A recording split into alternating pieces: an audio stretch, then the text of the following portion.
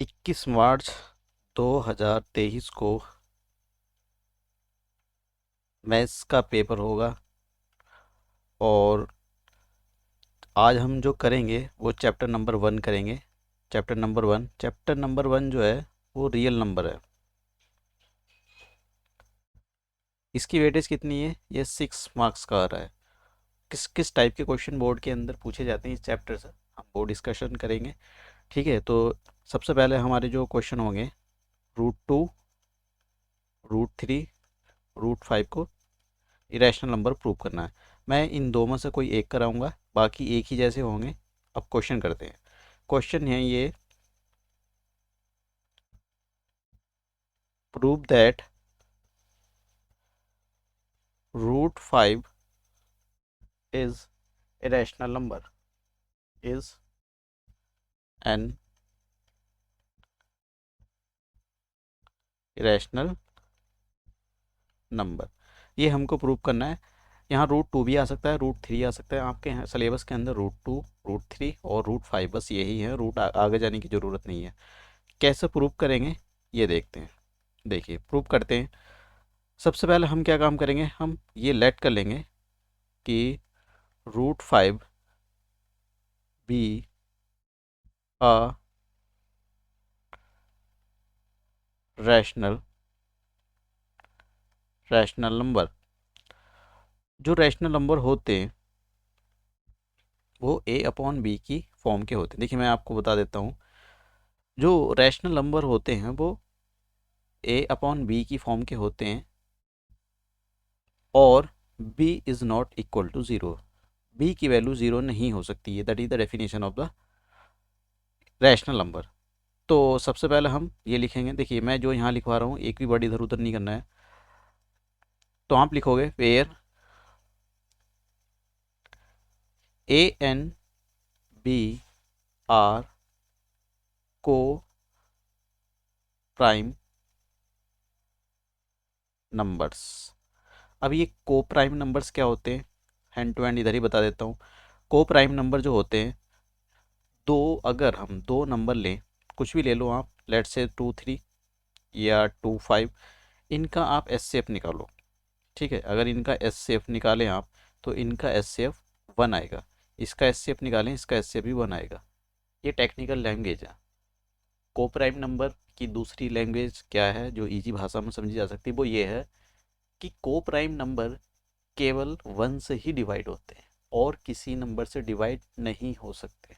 ठीक है, 1 ही एक ऐसा नंबर होगा जो दोनों को डिवाइड कर रहा होगा। और कोई ऐसा नंबर होगा ही नहीं जो दोनों को डिवाइड कर रहा होगा।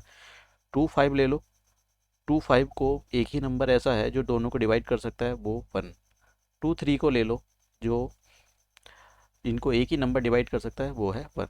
तो ऐसे नंबर जिनको दो नंबर ऐसे जिनको 1 डिवाइड कर सकता है, ओनली 1, वो सब को प्राइम की कैटेगरी के अंदर आते हैं। तो मैंने यहाँ पर ये लेट किया है कि ए बी को प्राइम नंबर है। इसका मतलब ये हुआ कि ए बी को केवल 1 ही डिवाइड कर सकता है और कोई डिवाइड नहीं कर सकता है। तो हम इसी थ्योरी के साथ आगे बढ़ेंगे। तो √5 इक्वल टू a/b। अब हम क्रॉस मल्टीप्लाई कर देते हैं यहाँ पर। तो क्रॉस मल्टीप्लाई करोगे तो आपके पास आ जाएगा ये स्क्वायरिंग ऑन बोथ साइड, दोनों साइड स्क्वायर कर दो। तो यहाँ आ जाएगा b² 5 और ये। तो हमारे पास क्या बना, हमारे पास आ गया b² equal to a² upon 5। इसका क्या मतलब हुआ? इसका मतलब ये हुआ कि 5 a² को डिवाइड कर रहा है। एक थ्योरम है पीछे, उसी थ्योरम पर इसको प्रूव किया जाता है कि अगर मान लो 5 a² को डिवाइड करता है तो 5 a को भी डिवाइड करेगा। ये बात याद रखने वाली है। इस थ्योरम के अकॉर्डिंग हम प्रूव करेंगे। तो यहाँ पर क्या रिजल्ट निकल रहा है, इस लाइन से रिजल्ट निकल रहा है। मैं इस लाइन को इक्वेशन नंबर 1 दे देता हूँ। इस लाइन से ये रिजल्ट निकल रहा है कि 5, यहाँ लिखेंगे ब्रैकेट के अंदर कि 5 डिवाइड्स a²। सो 5 डिवाइड्स ए। इसका मतलब ये हुआ कि 5 ए स्क्वायर को डिवाइड कर रहा है और 5 ए को भी डिवाइड कर रहा है। इसका मतलब ये हुआ कि 5 इज द फैक्टर ऑफ ए। इसका मतलब ये हुआ। ठीक है, अब हम क्या काम करेंगे, हम यहाँ पर एक लेट कर लेंगे कि लेट जो ए है, हम जो ए को हम 5 के, आप सी वी कुछ भी ले सकते हो, इनके लेट कर लिया जाता है। और आप इसको इक्वेशन नंबर 2 दे सकते हो, और ये ए की वैल्यू है उसको यहाँ रख दो आप इक्वेशन नंबर 1 में।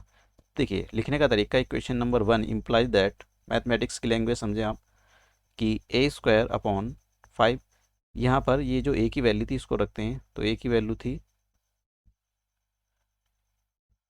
तो ये आ जाएगा 25, ऊपर आ जाएगा 25 के स्क्वायर और नीचे आ जाएगा 5। मैं इधर कर देता हूँ, तो मेरे पास नंबर क्या मिला, मेरे पास नंबर 5 से कैंसिल कर दो आप, तो ये आ जाएगा 5 के स्क्वायर। मैं के स्क्वायर की वैल्यू निकालता हूँ यहाँ से, तो ये आ जाएगा बी स्क्वायर अपॉन 5। यहाँ मैंने क्या शो करा, इक्वेशन नंबर 3 दे देता हूँ, मैंने 2 ले लिया है। इसका मतलब ये हुआ कि 5 बी स्क्वायर को डिवाइड कर रहा है थ्योरम के अकॉर्डिंग, तो आप लिखेंगे 5 divides b square, so 5 divides b. इसका मतलब सब, इसका कंक्लूजन ये निकला कि 5 is the factor of b. ये फैक्टर ऑफ बी, ये ऐसे शब्द कहीं किसी बुक में नहीं मिलेंगे। तो फैक्टर ऑफ ए, यहाँ ए था यहाँ बी था, इसका मतलब क्या हुआ कि 5 ए का भी फैक्टर है और 5 बी का भी फैक्टर। इसका मतलब समझे आप क्या हुआ, इसका मतलब ये हुआ कि 5 फैक्टर होने का मतलब ये होता है कि 5 ए को भी डिवाइड करेगा और 5 बी को भी डिवाइड करेगा।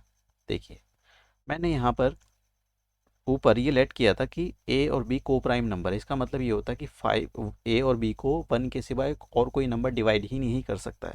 मैंने यहाँ प्रूव करके दिखा दिया कि 5 ए का फैक्टर है, इसका मतलब ये हुआ कि 5 ए को डिवाइड करेगा, और यहाँ पर ये दिखाया कि 5 बी का फैक्टर है, इसका मतलब ये हुआ कि 5 बी को डिवाइड करेगा। दोनों को अगर कंक्लूड किया जाए तो दोनों से कंक्लूजन से ये मतलब निकलेगा कि 5 is a common factor of a and b. तो नेक्स्ट लाइन लिखेंगे, ये कभी ये मिलता नहीं है, ये आप लिखोगे 5 is the common factor of a and b. ठीक है, so 5 divides both a and b. 5 दोनों का कॉमन फैक्टर है, इसका मतलब 5 ए और बी दोनों को डिवाइड करेगा। इसका अब देखिए मैंने यहाँ ये प्रूव करके दिखा दिया कि 5 ए और बी दोनों को प्रूव कर रहा है। इसका मतलब ये हुआ कि मैंने ऊपर जो एज्यूम किया था, जो लेट किया था कि ए और बी को 1 के सिवा कोई डिवाइड नहीं कर सकता, मैंने यहाँ पर ये प्रूव करके दिखा दिया कि 5 ए और बी दोनों को डिवाइड कर रहा है। इसका मतलब ये हो गया कि दिस कॉन्ट्राडिक्ट कॉन्ट्राडिक्स मतलब ये जो है अपोज करता है। ठीक है, this contradict the fact that a and b are coprime number. मैंने ऊपर जो फैक्ट ये लेट किया था मैंने कि ए और बी दो को प्राइम नंबर है, तो ये फैक्ट इस बात को नेग्लेक्ट करता है, गलत ठहराता है कि ए और बी को प्राइम नंबर नहीं है। तो आप लिखोगे हैंस, मतलब मतलब ये, इसका मतलब ये हुआ कि ए और बी को 5 डिवाइड कर रहा है, तो जब 5 डिवाइड कर रहा है और बी को, तो ए और बी कोई भी इन दोनों में मतलब दोनों को प्राइम नंबर नहीं है। तो इसका मतलब ये जो हमने लिखा था कि √5 ए अपॉन बी के इक्वल है, मतलब ए अपॉन बी तो एक रैशनल नंबर है, तो मतलब ये सब गलत है। तो आप लिखोगे hence √5 is an rational number. तो हमारे पास ये सारी चीज़ें प्रूफ हो गई। ये समझने की आपको समझने पर ध्यान देना है इसमें कि चीज़ें जो लिखी हुई हैं वो कैसे काम करती हैं। बस नेक्स्ट लेक्चर में मिलते हैं, छोटे छोटे बनाएंगे हम जिससे आपका ये टॉपिक कवर होने चाहिए। ठीक है, जो क्वेश्चन आने वाले हैं वो सब। Thank you.